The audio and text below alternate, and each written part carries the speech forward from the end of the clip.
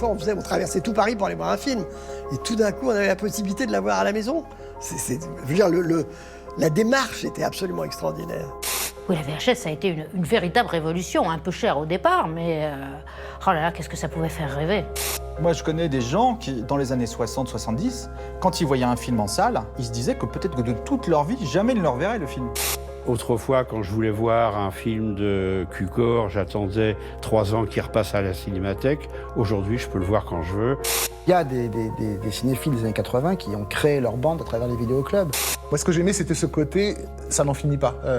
Le cinéma, c'est encore plus grand que ce que tu imagines. Il y a encore plus de choses qui ont été faites. Tu n'auras pas assez d'une vie pour voir tout ça. C'était vraiment plus qu'un objet, en fait. C'était plus qu'un objet commercial, je veux dire. C'était un objet sentimental, quoi, qui nous faisait rêver, qui nous faisait fantasmer. Aucun autre objet ne peut remplacer la VHS.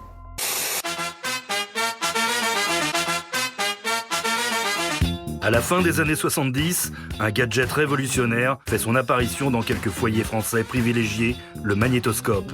Ceux qui n'en possèdent pas rêvent d'en avoir un. Parce que grâce au magnétoscope, n'importe qui va pouvoir enregistrer à sa guise les programmes télévisés de son choix et s'offrir ainsi une télévision à la carte.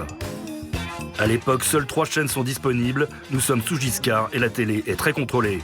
Mais dans un premier temps, le marché est l'objet d'une guerre des formats. Chaque fabricant a son procédé. À la fin des années 70, on a vu arriver la VHS, puis quelques mois après ou quelques années après, le V2000 et le format Betamax. Betamax, c'était Sony, c'était japonais. VHS, c'était JVC, c'était japonais. Et V2000, c'était néerlandais, c'était Philips. Et évidemment, ces 3 formats, ils se sont fait la guerre. V2000 a été rapidement dégagé. Pourquoi la VHS s'est imposée par rapport au Betamax et au V2000 ? C'est qu'il proposait plus d'heures d'enregistrement. Il faut compter aussi avec le fait que JVC et son système VHS n'a pas demandé de licence pour son invention, contrairement à Sony pour Betamax. Résultat, tous les fabricants vont délaisser très vite Betamax au seul profit de VHS qui se révèle moins onéreux. Mon premier contact avec la VHS, c'était VHS vierge, c'est-à-dire celle qu'on achetait au début des années 80, d'abord assez cher, ensuite moins cher, pour enregistrer. C'était d'ailleurs une des facultés, un des avantages énormes de la VHS, c'était qu'on pouvait enregistrer les émissions à la télévision, par exemple. Et quand j'avais 12-13 ans, je me projetais dans le futur et je me disais « Ah, ce serait bien s'il y avait un jour un appareil pour enregistrer les films à la télévision. » Je disais ça quand j'avais 12 ans, mais sans savoir que ça existerait un jour. C'était un rêve de môme, quoi. Ce rêve est arrivé en 78 à peu près. Mes parents ont acheté un appareil. Alors, le premier magnétoscope que j'ai eu, en fait, c'était chez mon compagnon. C'était épatant. Il faut voir qu'à l'époque, ça coûtait vraiment cher. Ça coûtait peut-être à l'époque, ça devait coûter dans les 7000 francs, dans mon souvenir, un magnétoscope, ce qui est l'équivalent d'un peu plus de 1000 €. Donc, pour des jeunes comme on était, c'était une sacrée somme. Et comme moi, mes parents n'étaient pas du tout branchés sur la vidéo, il était hors de question qu'on en ait un dans la famille. J'avais lié connaissance de façon épistolaire avec un Japonais. Lui, il était fada de cinéma français. Et donc j'enregistrais des choses de la télé et lui m'envoyait des cassettes de cinéma japonais ou d'émissions de TV et aussi pas mal de dessins animés. Ça a commencé très tôt, on a eu un magnétoscope. Moi je devais avoir 6 ans ou 7 ans, un magnétoscope à la maison, mon père en avait acheté un. On regardait à l'époque le programme télé, on regardait des films, moi j'avais pas le droit de me coucher très tard, donc les films qui étaient à 20h, 22h, on pouvait les enregistrer assez facilement. Et puis c'était le cinéma, puis c'était évidemment les séries un peu plus tard. Je me rappelle très bien, moi, quand mon père s'est décidé à acheter un magnétoscope, c'était en 1986, c'était avec la Coupe du Monde au Mexique. Alors moi j'étais ravi parce que du coup après je pouvais acheter des VHS vierges et commencer à justement apprendre comment programmer un magnétoscope. Je me souviens juste qu'on pouvait programmer à l'avance, on baissait 2 boutons, puis dans la nuit il enregistrait ou dans la soirée, puis le lendemain on l'allumait et la cassette avait enregistré le film à l'heure prévue. C'était extraordinaire, quoi. Je pense que le premier film que j'ai enregistré à la télévision, c'était Monde Ouest, qui passait dans une émission qui s'appelait L'Avenir du Futur. We know you'll enjoy your stay in Westworld, the ultimate resort. Let me do it this time. Where nothing can possibly go wrong. I'm shot. From MGM, starring Yul Brynner. Dans cette émission L'Avenir du Futur, il coupait les films pour qu'ils fassent pile 1h30 pour qu'il y ait un débat après. Donc d'un côté, c'était emmerdant parce que c'était pas la version complète, et de l'autre, c'était super parce que je pouvais caser 2 films d'1h30 dans une VHS de 3 heures. J'achetais des cassettes toujours plus longues que ce que je voulais enregistrer pour être sûr de ne pas rater le début ou la fin, quand les horaires correspondaient pas forcément à ce qui était annoncé.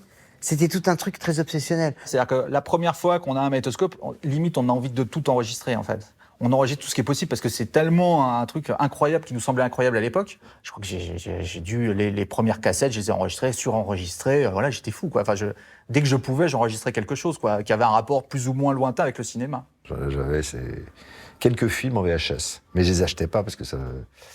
Il y avait même pas encore. Je crois que quand mes parents ont eu le magnétoscope, il n'y avait pas vraiment encore de cassettes préenregistrées. Il n'y avait pas de vidéoclub, quoi. On a des longs métrages de toutes les sortes, des westerns, des policiers, des dessins animés. Alors on a Aladdin et la lampe merveilleuse qui est très très bien. Vous l'avez jamais eu? Bon, ben je vous le mets. Fin des années 70, un premier vidéoclub ouvre ses portes à Paris, mais il est privé, c'est VIP. Les clients, moyennant un abonnement à l'année, peuvent louer ou acheter des cassettes enregistrées parmi un stock de 800 vidéos. Bientôt, de nombreux vidéoclubs au nom de VIP vont essaimer dans toute la France. Mais pour la plupart des gens, le prix des cassettes reste prohibitif. La première cassette que j'ai tenue en main, je crois que c'était un Belmondo, les cassettes René Château, qui à l'époque valaient pratiquement un mois de salaire. Les cassettes valaient 1000 francs. Il fallait connaître quelqu'un qui avait suffisamment de moyens, soit par ses parents, soit parce qu'il travaillait déjà, pour pouvoir s'offrir un magnétoscope et s'offrir sa fameuse cassette. Donc, comme on n'avait pas les moyens, il y en avait un qui achetait la cassette originale et qui dupliquait sur des... Nous, on était plusieurs, on était à peu près 5 ou 6, on arrivait avec une cassette vierge et on donnait un billet de 100 francs pour avoir la copie. Devant le prix exorbitant des cassettes à l'achat, des vidéoclubs proposant des films à la location s'ouvrent à chaque coin de rue. Ils sont 600 fin 81, 1100 en juillet 82. Et tous les mois, 50 à 60 nouvelles enseignes surgissent de terre. Pour louer une cassette, il faut compter de 20 à 40 francs. L'abonnement au vidéoclub est d'environ 1000 francs et il faut s'acquitter également d'une caution équivalente au prix d'une cassette à l'achat. Les cassettes se louaient très cher à l'époque. C'était vraiment, c'était pas à la portée de tout le monde, mais ça a marché tout de suite. C'est que très vite, on a eu beaucoup de clients. Bizarrement, c'était souvent des metteurs en scène. On avait plein de gens qui venaient nous voir. Vraiment, tous les grands metteurs en scène français venaient. Disons que dans les années 80 à 85, ça a été vraiment le pic. Et il y avait un vidéoclub par quartier, quoi. Ça devenait vraiment très très populaire. Bon, j'ai commencé jeune à aller dans les vidéoclubs vers 11-12 ans. Mais pendant l'adolescence, on va dire 15-16 ans, moi, je me suis fait des potes dans les vidéoclubs. Je suis devenu pote avec certains des clients plus âgés aussi. On s'échangeait des infos, des revues, des cassettes même. La première fois que je suis rentré dans un vidéoclub, celui qui avait ouvert pas loin de chez moi, c'était vraiment pour jouir de toutes les promesses. Parce qu'on pouvait passer effectivement des heures à contempler chaque jaquette, à regarder les résumés. Moi, ça me faisait tout simplement rêver. Il fallait que la jaquette donne envie, en jette, que le titre soit évocateur. Quand les gamins tombaient sur une cassette qui s'appelait Le droit de tuer, c'était évidemment plus sexy que la dentelière, quoi. Dans les vidéoclubs, on faisait des rencontres, on essayait de se faire connaître du propriétaire du vidéoclub pour qu'il mette de côté des films quand ils arrivaient. Par exemple, il y avait les annonces des films qui allaient bientôt sortir. Puis comme on était parfois assez réguliers, on venait toutes les semaines, d'un seul coup ça créait une connivence. Je suis devenu pote avec un gérant aussi, donc ça c'était bien parce qu'il me permettait de louer tout ce que je voulais. Un mec super cool, très cinéphile, il m'a fait découvrir Phantom of the Paradise par exemple. Bon, ça c'est grâce à lui. Ce qui sortait énormément, c'était les Dirty Harry chez Warner avec Clint Eastwood.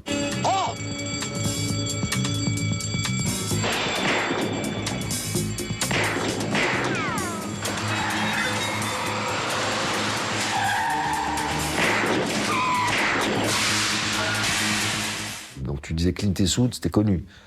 Donc il prenait Clint Eastwood, il savait qui c'était. Il prenait Belmondo, il savait qui c'était. Il prenait Delon, il prenait ou les films qui étaient sortis quelques mois auparavant en salle, qui avaient cartonné.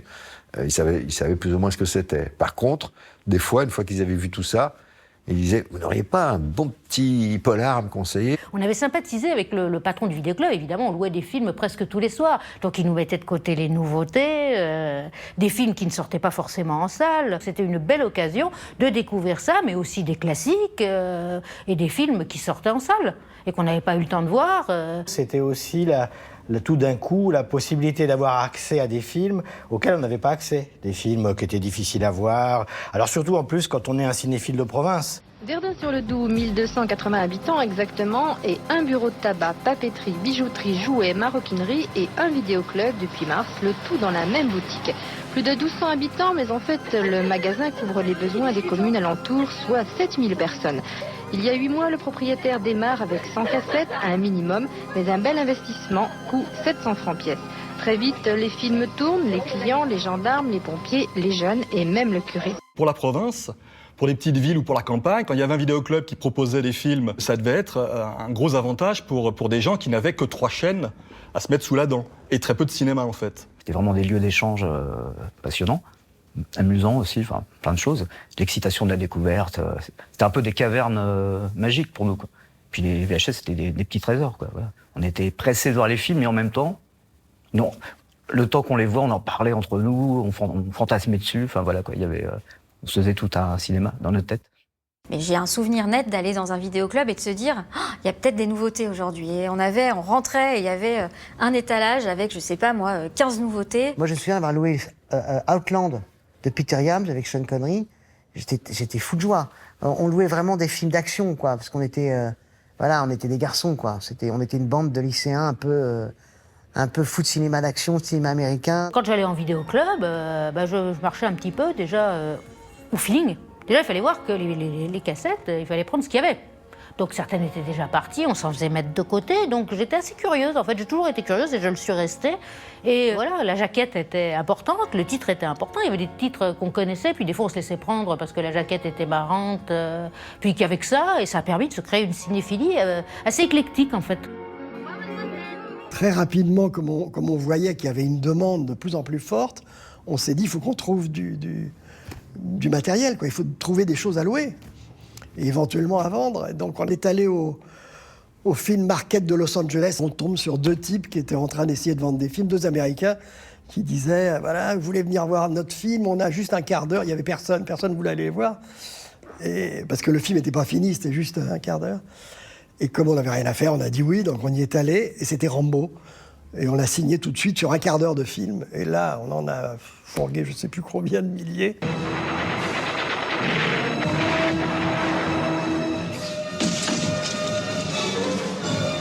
Sylvester Stallone.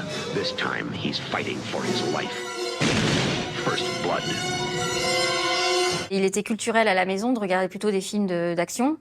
Des films, je sais pas, les films de Bruce Lee, les films de Van Damme. Moi, parmi mes tout premiers souvenirs de location, c'est des Van Damme, des Dolph Lundgren, des Michael Dudikoff, Ninja Blanc. Dans les images qui m'ont marqué de toute cette culture-là qui m'a formée quand j'étais petite, je sais pas moi, c'est Jean-Claude Van Damme qui met ses poings dans le verre pilé pour aller combattre.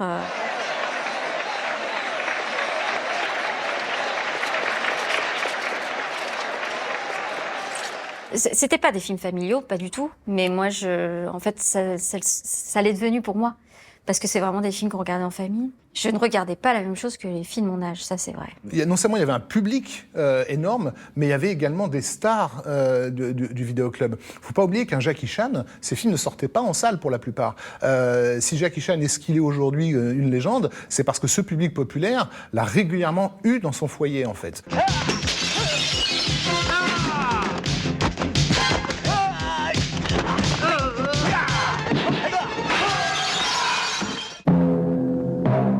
Les succès de vidéoclub sont parfois des succès absolument énormes et qui souvent contredisaient la sortie salle aussi. Ça aussi c'était important. Il est évident que Chuck Norris fait clairement plus de business en VHS qu'il n'en fait concrètement en salle.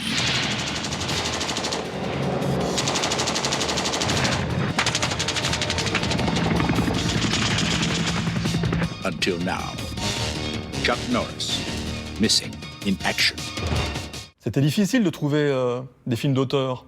Heureusement, il y a eu des gens comme Jean-François Davy qui distribuaient un peu de tout. Il avait les films de Mavie, Fil à Film. Alors lui, il a commencé à distribuer les Palmes d'Or de Cannes, les films comme Taxi Driver. Il a commencé à distribuer les films de Truffaut, de Lelouch. Mon but, c'était surtout de faire connaître toutes sortes de cinéma, toutes sortes de cinéastes, et pas forcément les best-sellers. Après le cinéma, c'est la vidéo. Et la vidéo, pourquoi ? Pour que les gens revoient chez eux les films qu'ils ont aimés. Comme des milliers de cinéphiles, Claude Berry avait envie de revoir chez lui les films de Truffaut. Il a acheté les droits des films et créé une collection de vidéocassettes qu'il a baptisée évidemment « Les films de ma vie ». Comme le dit Truffaut, revoir un film en vidéo, c'est en avoir une connaissance plus intime. C'est la collection dont je suis le plus fier parce que, d'abord, elle est connue. Je sais qu'il y a beaucoup de cinéphiles, de jeunes qui ont fait leur culture cinématographique avec cette collection.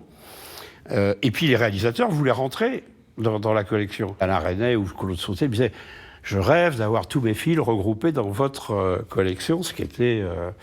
C'était un bonheur formidable, quoi. Ces jeunes qui ont découvert tout d'un coup le grand cinéma classique, ils avaient déjà le cinéma d'exploitation en eux. Donc ce sont eux aussi qui ont un petit peu, je pense, brisé les hiérarchies, qui ont fait, quand dans les années 90, on a mis au même plan quasiment, je sais pas moi, Ozu et Hideo Gosha, quoi. Donc une cinéphilie peut-être totale, un amour en tout cas inconsidéré pour le cinéma dans son ensemble. J'aimais aussi bien un film de Lubitsch qu'un film de John Carpenter, que 10 minutes d'un film de Romero, qu'un film de Sternberg admirable comme Fièvre sur Manhattan. Je me construisais aussi mon film personnel à partir des morceaux des films des autres.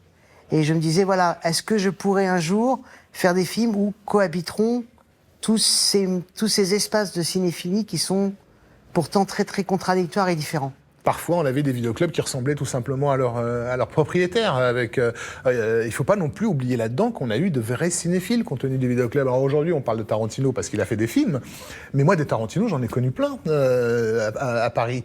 Des gars qui donnaient l'impression d'avoir littéralement vu l'intégralité de leur rayon. Il y avait aussi dans le 15e arrondissement Palace Vidéo, qui était le plus grand référencement de vidéocassettes. Je crois qu'il avait commandé presque tout ce qui était sorti depuis le début de la VHS. C'était une véritable caverne d'Alibaba, ce truc-là. Moi, c'est comme ça que j'ai pu découvrir mes premiers John Woo, qui étaient sortis de façon très timide, que j'avais pas vu passer. Et donc, le jour où j'ai entendu parler de ce réalisateur, je me suis précipité et j'ai pu tomber sur le Syndicat du crime qui était disponible. Mais il y avait des tas d'autres choses incroyables qu'on trouvait nulle part ailleurs. Palace Vidéo n'existe plus et seule une poignée de vidéoclubs survivent en France. Le plus grand se trouve à Paris, c'est JM Vidéo qui revendique plus de 50 000 films, dont quantité de VHS remisés dans un local à proximité du magasin. Alors le vidéoclub, il a ouvert en 1982. À l'époque, tous les vidéoclubs faisaient dans le blockbuster, les gros films, les films événements, les comédies populaires françaises. Nous, on s'est rapidement démarqué en se spécialisant dans le drame, le film d'auteur, la rareté, les films rares, et notamment se spécialisant aussi dans les VHS en version originale, avec ou sans sous-titres français. C'est-à-dire qu'on importait des VHS de pays étrangers et on les proposait à la location. Et comme ça, les clients pouvaient louer des films qu'ils ne pouvaient voir nulle part ailleurs. Et ça leur permettait aussi de découvrir des films qui étaient sortis en salle tout récemment. C'est un local où on va stocker toutes les VHS qu'on a récupérées à droite à gauche, d'anciennes VHS du vidéoclub, des VHS que des clients nous ont données. Et donc ça fait du coup un paquet de films. Tout ça, c'est des VHS. Il y en a 6000, 7000, peut-être plus. Bon, c'est pour ça qu'il faut qu'on fasse un grand tri. Par exemple, Pulsion Mortelle, je suis même pas sûr que ce soit sorti en DVD. C'est ce qu'on appelle les DTV, en fait, c'est les direct to vidéo. Et c'était vraiment des productions pour les vidéoclubs, pour la vidéo. Bon, c'est l'équivalent de téléfilms. Et c'est des films qui, pour la plupart, ne sont pas sortis en DVD ni en Blu-ray et qui sont difficiles à trouver. Et ça marchait plutôt bien dans les vidéoclubs, d'ailleurs. C'était rentable, en fait, pour ceux qui produisaient ces films. Aujourd'hui, il y a encore un marché de la VHS, mais c'est plus réservé aux cinéphiles, aux collectionneurs. Voilà, c'était un objet. Le film était vraiment un objet. On pouvait tenir le film dans ses mains. Et c'est ce qui fait aussi qu'on a encore, nous, de la clientèle au vidéoclub. C'est que les gens viennent pour... déjà, il y a le contact humain, il y a la discussion, on peut débattre, discuter d'un film, je peux conseiller. Et il y a les films vraiment qui existent physiquement. On a des clients qui sont prêts à mettre une centaine d'euros juste pour avoir un film en VHS, un film en particulier, un film très rare. Moi, je dirais que la cinéphilie, c'est un état d'esprit de collectionneur. C'est-à-dire que c'est pas au nombre, c'est pas parce que j'ai vu 1000 films par an que je suis cinéphile. J'étais cinéphile parce que si j'avais raté un John Huston, ou un Hitchcock, ou un Cayano, je tenais à le voir par tous les moyens. C'est ça la cinéphilie pour moi. Et c'est vrai que la VHS a certainement, au fur et à mesure, après quelques années, commencé à combler les envies des gens très cinéphiles, qui avaient vu énormément de films, mais à qui il restait quelques classiques ou quelques films comme ça qui étaient cultes et qu'on tenait absolument à voir. Et la VHS, de ce point de vue-là, a été essentielle. On se construit aussi des obsessions personnelles. Moi, dans mon cas, c'était le film noir américain.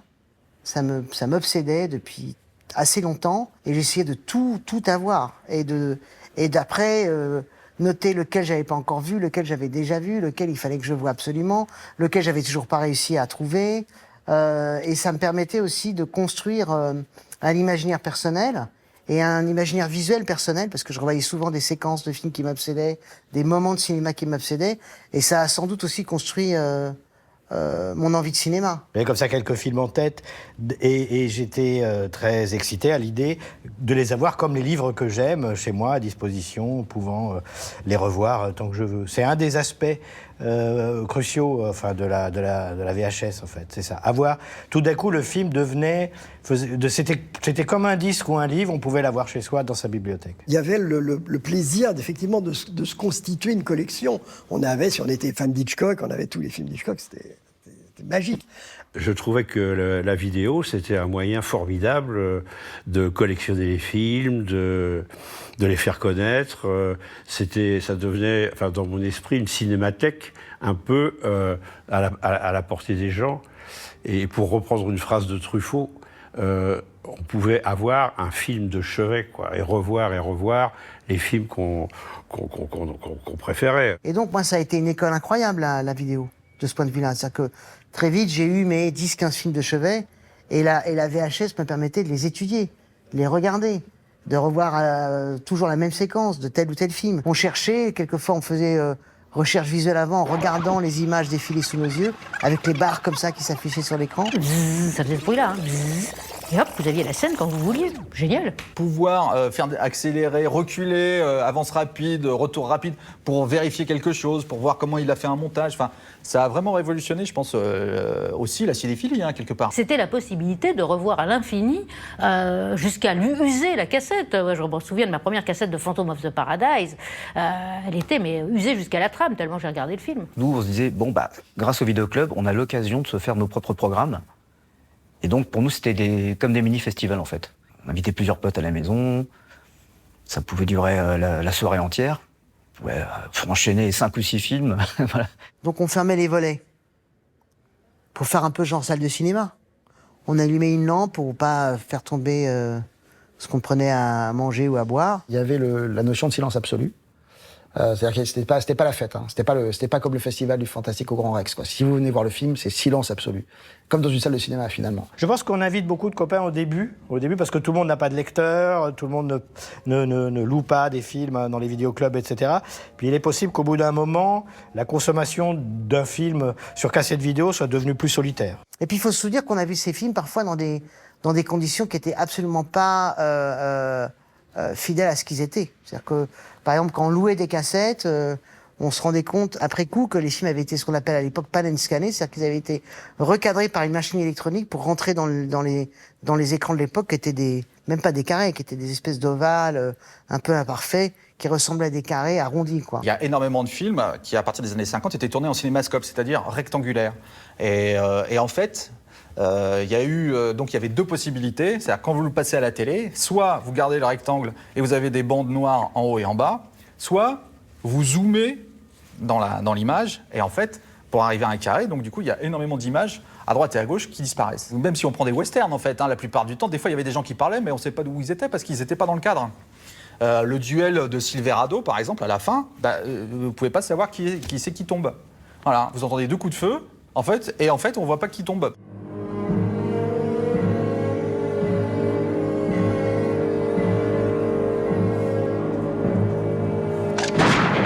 Où il est devenu tout à fait normal de découvrir un film en petit écran. C'est-à-dire, c'est la réduction de l'écran, quand même. C'est-à-dire que, pendant très longtemps, le cinéma, c'était du grand écran, quoi. Et puis d'un coup, l'idée de le voir sur grand écran ou sur petit écran est devenue à peu près équivalente. La salle de cinéma, auparavant, même dans les salles de quartier les plus moisies, avait quand même l'aspect d'un temple, hein. Donc on était dans l'obscurité, tous en train de regarder dans la même direction. Avec la VHS, on pouvait un peu faire ce qu'on voulait. Et quand je voyais certains films chez des copains, la mère était en train de passer l'aspirateur juste à côté de nous. Donc ça désacralisait par essence le film, quoi. On n'a pas vu à l'époque à quel point il y avait un côté peut-être négatif dans cette affaire, qui était que la VHS et le vidéoclub, c'est le début ou le retour du film comme produit. C'est-à-dire que la salle, il y avait quelque chose quand même d'un peu sacré, j'ai envie de dire, dans le rituel d'y aller, dans cette rareté des films. Il y avait quelque chose comme ça de l'ordre du sacré. La VHS, ça a été le début du film comme produit consommation courante. Des produits jusqu'aux plus incongrus inondent alors le marché. Solution idéale, la cassette feu de cheminée. Ambiance garantie pendant 1 heure, avec tous les avantages d'un bon feu, mais sans la corvée de bois. Ambiance humide garantie avec l'aquarium. Ou idéal pour les fêtes de fin d'année, la crèche de Noël. Il arrivait qu'on se fasse des soirées avec des films un peu bizarres, un peu rares, un peu marrants aussi. C'est aussi la vidéo a été un des médiums de prédilection du nanar aussi, du film hilarant parce que raté. Et donc il y a eu aussi ces moments-là. Alors la cassette la plus bizarre, c'est un sosie de Saddam Hussein qui est un savant fou, qui invente une race de poulets géants pour soigner la faim dans le monde. Mais le poulet s'échappe et il y a une horde de zombies à la Michael Jackson qui arrive. Ouais, c'est vraiment le film... bon, je ne parle pas couramment l'arabe, donc je n'ai pas vraiment compris toutes les subtilités. Moi, j'ai souvenir d'une cassette de Mad Max Pirate qui était grandiose, qui avait dû être filmée quelque part dans un pays arabe. Donc, c'était filmé dans la salle. Au bout d'un moment, quelqu'un se prenait les pieds dans la caméra. Donc ça se cassait la figure, on entendait jurer en arabe, puis hop, on mettait, ça refaisait le point, et hop, le film repartait. Je regrette de l'avoir perdu, cette cassette, parce que c'était vraiment quelque chose de complètement folklorique. J'aime bien justement les cassettes avec des jaquettes improbables, où on sent qu'on veut tromper le client, en fait. Alors c'est vrai que j'ai des VHS, par exemple, j'ai Top Gun, mais c'est Top Gun, et puis écrit en petit « Sacrifice ». En fait, c'est pas le bon Top Gun, en fait. Mais il fallait bien voir qu'il y avait écrit « Sacrifice », écrit en tout petit, et qui est un film d'avion, mais qui n'a rien à voir avec... Enfin, qui est très lointainement lié à la Top Gun, quoi. Au milieu des années 80, apparaissent les premiers distributeurs automatiques de vidéos. Conçus sur le modèle des distributeurs de billets, ils permettent à la clientèle de louer des films 24 heures sur 24, en toute discrétion, et notamment des films pornographiques. En 1974, année d'Emmanuel, sur 520 films sortis dans les salles, 128 sont des films érotiques, voire pornographiques, soit 1 sur 4. Devant ce déferlement, le gouvernement promulgue la fameuse loi X, une loi qui taxe fortement le cinéma pornographique et cantonne les films à un circuit réservé, ce dont va bénéficier la VHS.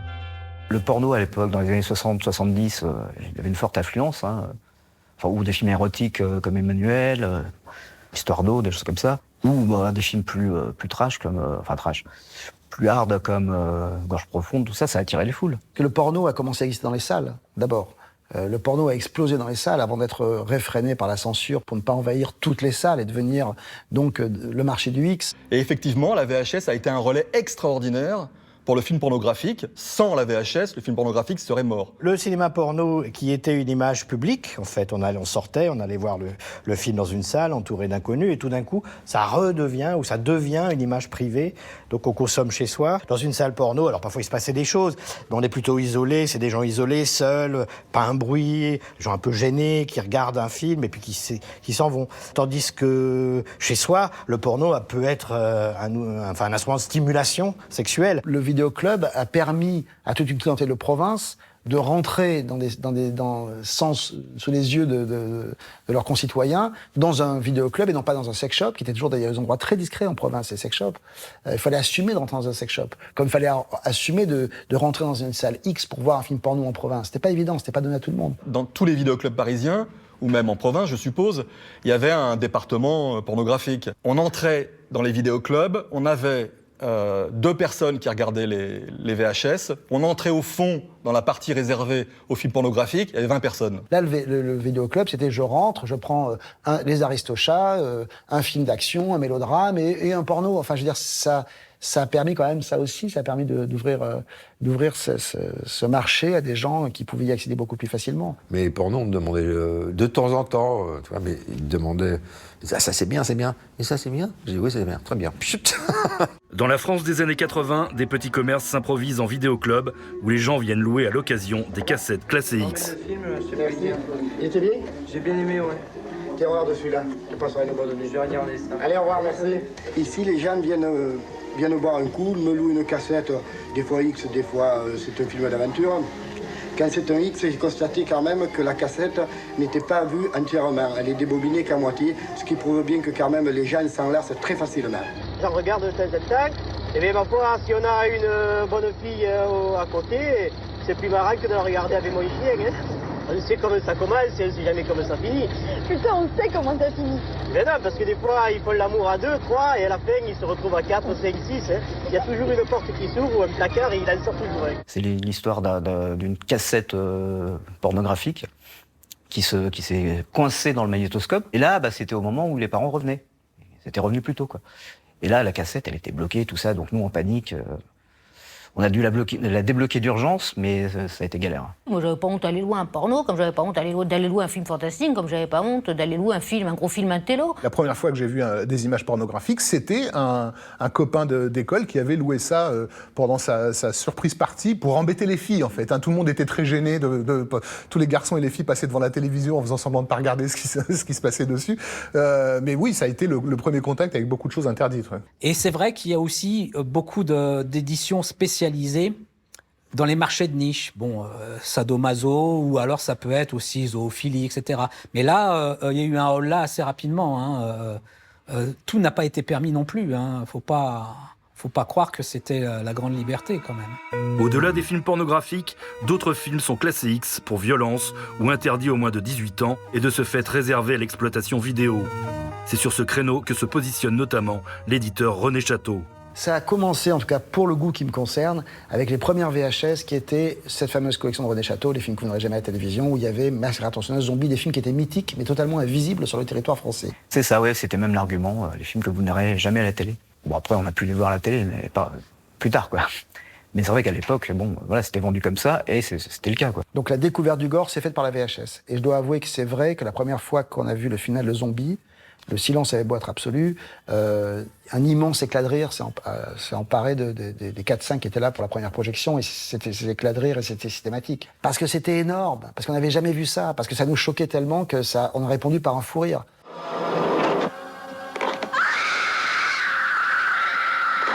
Zombie, une sélection René Château. Mise en scène par Georges Romero, le metteur en scène du classique de l'épouvante, La Nuit des Morts Vivants. L'horreur a été vraiment... Moi, je pense que c'est vraiment ce qui a fait exploser le marché. C'était vraiment ce que les gens voulaient. Vraiment, plus que tout le reste. Ah oui, d'ailleurs, quand je regarde maintenant avec le recul le catalogue, c'était à 90%, c'était des films d'horreur. Il y a eu tout, La Nuit des Morts Vivants, enfin tous ces films qui étaient des gros succès déjà aux États-Unis, mais qu'en France, on ne verrait jamais à la télé.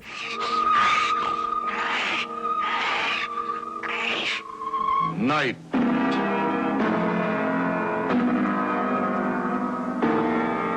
Of the living dead. Parfois, il y avait aussi la mauvaise surprise, enfin, de tomber sur un film qui était beaucoup plus violent que ce qu'on aurait imaginé. Donc c'est le cas d'un film comme Schizophrénia, qui n'a pas pu sortir en salle, mais qui était disponible en vidéo. Et beaucoup de gens sont tombés presque par hasard là, sur ce film qui est très éprouvant, quoi. Je les ai vus physiquement, je me souviens très bien du visuel des cassettes, des dessins, de cette promesse de choc, de violence, de frisson.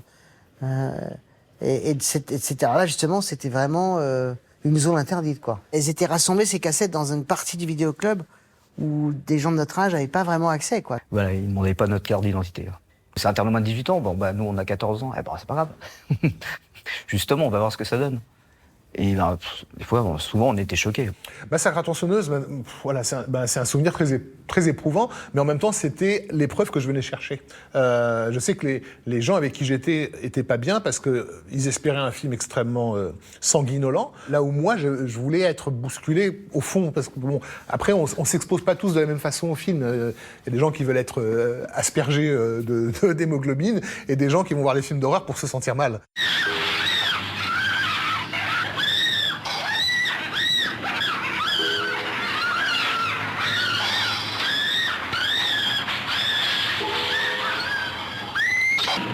Massacre à la tronçonneuse. Massacre à la tronçonneuse, oui, c'était... et en plus, une VHS bien dégueulasse, donc ça donnait encore plus de saleté à l'ensemble. Pour certaines personnes, je pense, l'émotion la plus forte qu'ils peuvent avoir en regardant Massacre à la tronçonneuse, c'est ce support-là. La scène qui m'a le plus marqué, c'est la scène de repas familial, oui, bien sûr, qui est pour moi le pic émotionnel du film, dans une dégueulasserie absolument crédible. Je ne sais pas pourquoi, il y a une forme d'illustration de peut-être du cauchemar familial qu'on vit tous les dimanches.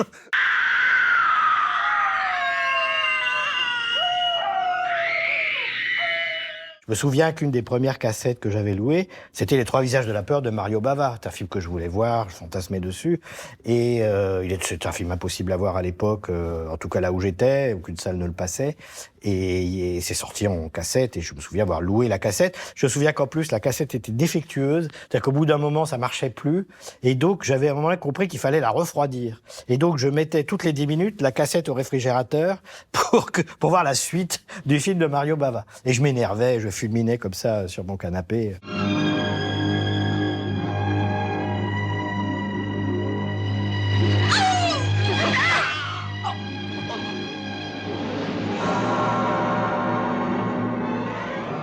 Je pense qu'il y a des cinéastes qui ont été sauvés par la VHS. Mario Bava, par exemple, qui est aujourd'hui un cinéaste adoré de tous, était un cinéaste finalement très ignoré, très obscur, y compris en Italie, dans les années 60-70. À part Le Masque du démon, qui était son grand classique, je pense que les autres films de Mario Bava n'allaient pas rester. Au même titre que Mario Bava, des cinéastes comme Dario Argento, Lucio Fulci, Wes Craven, John Carpenter, voire même le jeune James Cameron, doivent une grande partie de leur notoriété au fait d'avoir été découverts en vidéoclub. Alors en film d'horreur, on voyait à peu près tout ce qui nous passait à portée. C'était vraiment, voilà, on allait au rayon horreur et je pense qu'on s'est tout tapé, du plus nanardissime au meilleur. Je me rappelle, on était tous sur le canapé et suivant la qualité du film d'horreur, le canapé reculait. Je sautais en l'air. Moi, c'est Evil Dead qui m'a vraiment marqué. C'était rigolo, on sentait le film de gens qui avaient envie de s'éclater.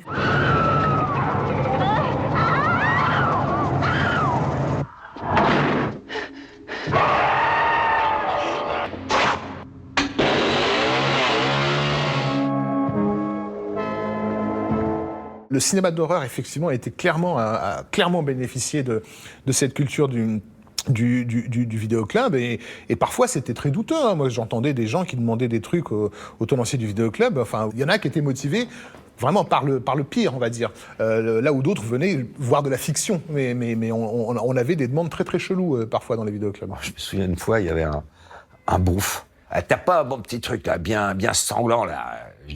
On venait de recevoir, on avait Maniac. Et je lui dis, ça c'est pour vous. Il prend, ah ouais, c'est quoi ça, Maniac, etc. Et il loue Maniac, il revient le lendemain, et il dit, c'est génial, etc. Et moi, je vais faire comme Maniac, moi. Et il se trouve qu'il avait un fusil de chasse avec lui, c'est un chasseur. Et il commence à faire, avec 2 balles, comme ça, il fait, moi je suis Maniac, et il sort le truc, avec son flingue, il sort ça d'où? Parce qu'à un moment, il y a une séquence dans Maniac où il y a Joe Spinell, ou sa doublure, qui saute sur le capot d'une voiture et qui tire sur le conducteur.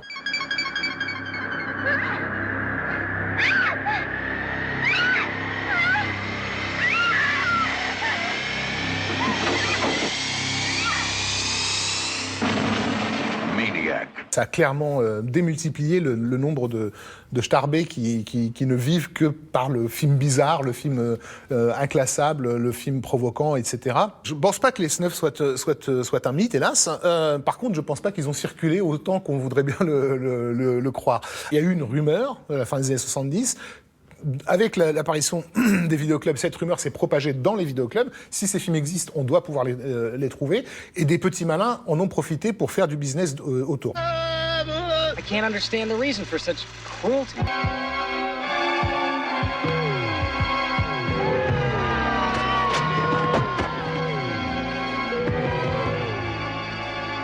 Cannibal Holocaust, c'est un vrai faux film, c'est pas tout à fait pareil. Mais les scènes de torture animale dans les films de cannibales italiens, je ferme pas les yeux, parce que bon, normalement j'ai passé là, j'ai fermé les yeux, mais ça me choque. Cannibal Holocaust a été vendu comme un snuff, pratiquement, a eu des procès en Italie à cause des meurtres d'animaux filmés, mais il a été annoncé en France avec 8 pages dans photos où il parlait du tournage, il mettait des photos ultra gore en lisant rapidement, on pouvait croire que ça avait été filmé. Le problème du snuff a été apporté par des campagnes orchestrées. Non, ça a été vraiment évident, ce côté-là, dans une série qui s'appelait Face à la mort, qui était à la fois constituée de véritables images d'archives d'accidents mortels et de scènes recréées avec des comédiens où on faisait croire que c'était du vrai, quoi, exécution publique, ce genre de choses-là.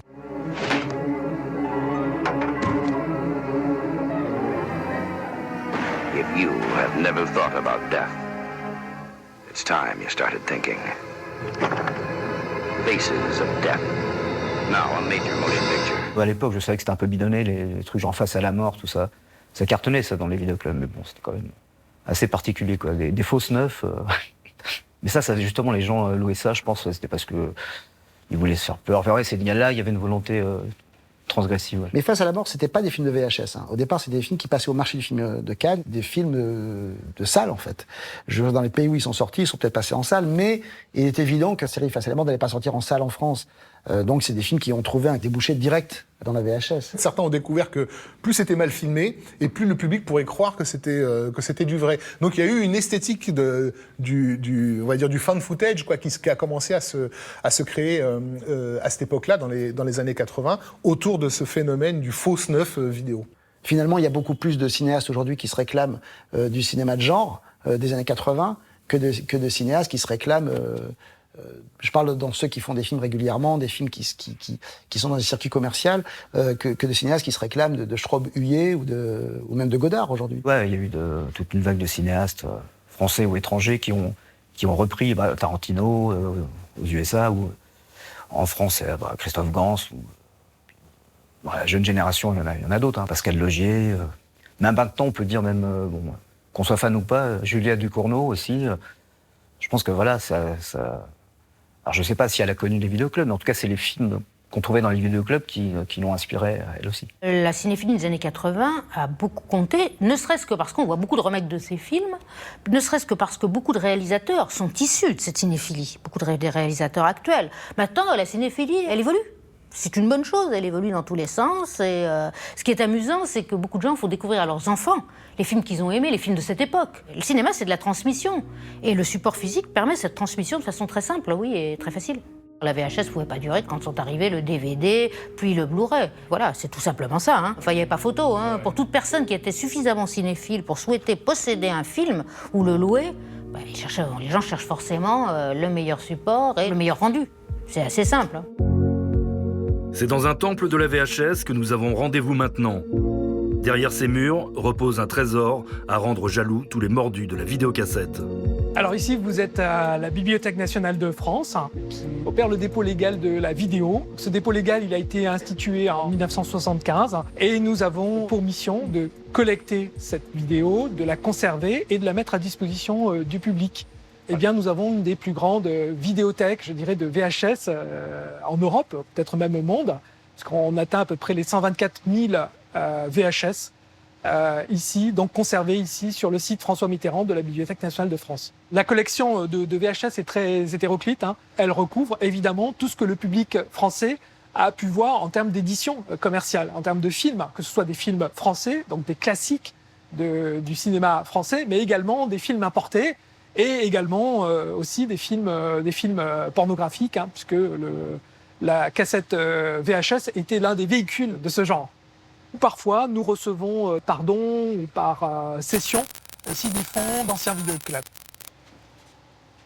Donc vous avez là, par exemple, des collections diverses et variées de films, notamment des films d'horreur, hein, alors des titres évocateurs, Fogg, vous avez Pulsion, Max, Freddy, d'autres classiques, comme par exemple les titres Blade Runner, JFK, Mad Max, Rocky, les Gremlins, voilà. Donc vous avez vraiment une panoplie très large de cette production, vraiment le reflet de la production commerciale qui a fait les beaux jours de la VHS. Avec l'apparition d'Internet à l'aube des années 2000, le streaming et la vidéo à la demande parachèvent la disparition de la VHS. Aujourd'hui, ce sont les plateformes qui mènent la danse. J'avais mes repères dans le magasin, j'ai pas mes repères sur Netflix ou sur Amazon ou sur Apple. Il y a trop de choix, je sais pas où m'orienter. Quand je vais chercher quelque chose, c'est parce que je sais que ça y est et donc je vais le chercher consciemment. Flâner, c'est quelque chose de beaucoup plus compliqué pour moi. Je ne flâne pas sur Netflix, sur Apple ou sur Amazon comme je flâne dans un vidéoclub ou comme je flânais dans un vidéoclub. Pour moi, c'est pas exactement la même démarche, même si il y a quelque chose d'extrêmement grisant à avoir tout dans sa télé. En fait, il y a un truc qui me fascine aujourd'hui, c'est que les gens, ils râlent, par exemple, ils prennent Netflix ou Amazon, etc. Ils disent, ouais, il n'y a rien à voir, puis c'est trop cher. Des fois, ils disent, ouais, on va pas prendre Amazon et Netflix, parce que les deux, ça coûte quand même 18 € les deux, quoi, ou 20 € les deux. Donc il faut choisir. Alors qu'à l'époque, tu louais disons 2 films par mois, c'était le prix d'un abonnement d'1 mois à Netflix. Netflix, c'est rien d'autre qu'un gros vidéoclub de province, dans le goût que ça propose. Et c'est vrai, Netflix, c'est très majoritairement du cinéma d'exploitation. Si vous tapez film d'horreur sur Netflix, vous allez avoir une pléthore de films d'horreur, c'est pas tous très bons, il faut bien le dire, alors que si vous tapez cinéma d'auteur italien, il y a 10 films. Donc c'est une sorte de vidéoclub à domicile, de vidéoclub à l'ancienne, j'entends. Il y a un tel qui m'énerve aussi de voir les gens qui sont dans le métro, qui descendent les escaliers avec leur téléphone portable, et que ça me monte, ils regardent leur série en n'ayant pas stoppé, qu'ils vont se casser la gueule. Mais comment on peut apprécier ça? Voilà. Des pubs, des clips sont tournés en VHS. Il y a même des applications pour smartphone qui imitent l'esthétique de la cassette. La VHS connaîtrait-elle un retour de flamme ?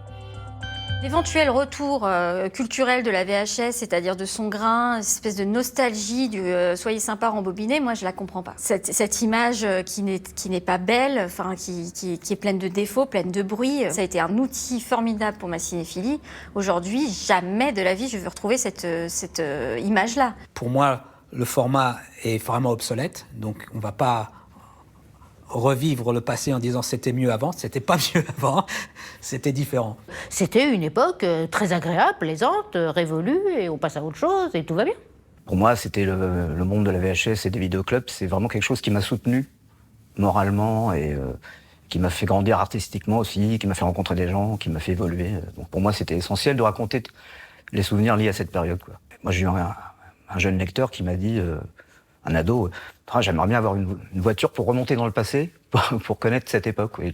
Ça l'a rendu nostalgique d'un truc qu'il n'a pas connu. C'est ça qui est marrant, quoi. Il ne serait pas improbable qu'il y ait un renouveau de la VHS comme il y a un renouveau du vinyle. Je veux dire que le vinyle, si les gens reviennent au vinyle, il y a toute une jeunesse, une nouvelle génération qui y arrive, mais il y a aussi une ancienne génération qui est ravie de réentendre, voire même les craquements du vinyle. Il y a un pan de la VHS qui est très intéressante parce que ce sont des films qui ont été édités et qui n'ont pas été réédités par la suite. Et cette cinématographie-là, c'est surtout le cinéma populaire, en fait.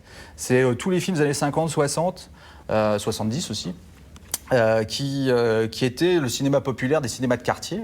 Et, je sais pas, des mélodrames, des films d'action, des westerns, des films de pirates, des péplums. Il y a toujours cette idée que ça préserve, ça sauve des films. Il suffit qu'il y ait un intérêt du public et ça sauve des films. Donc la VHS a sauvé des films.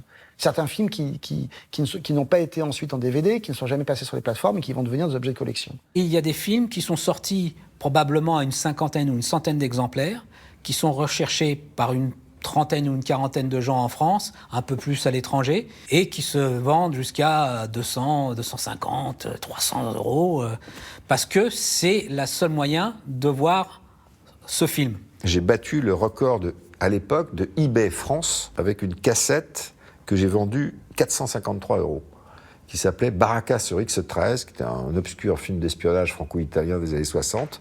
Et 2 personnes se sont battues sur eBay pour la voir. J'ai jamais compris pourquoi. L'intérêt de la VHS aussi, c'était qu'on pouvait offrir un film. Ce qui n'était pas le cas avant. Avant, on pouvait inviter quelqu'un au cinéma, quand le film passait, mais on ne pouvait pas offrir un film. C'est ce qui est en train de disparaître avec les plateformes. C'est pour ça que je pense que le support physique ne disparaîtra jamais. C'est un objet de culture qu'on peut se transmettre. Ça n'a pas de prix, ça, en fait.